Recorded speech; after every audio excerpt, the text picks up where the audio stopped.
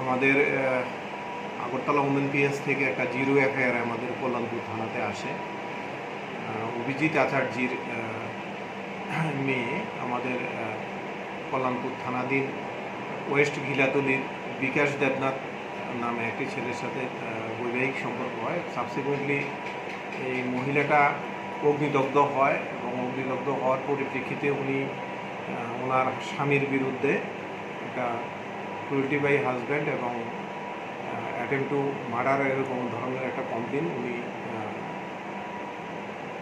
দিয়েছেন। তো সেই কমপ্লেনটা জিরো এফআইআর আসার সাথে সাথে আমরা কমপ্লেনটা রেজিস্টার করি, তারপর তদন্ত করা হয়। তো আজকে ওনার অভিযোগ মূলে, ওনার কমপ্লেন মূলে ওনার যে স্বামী বিকাশ দেবনাথ, ওকে আমরা আমাদের কাস্টডিতে নিয়ে গ্রেপ্তার করি। কালকে ওকে ফরওয়ার্ড করা হবে।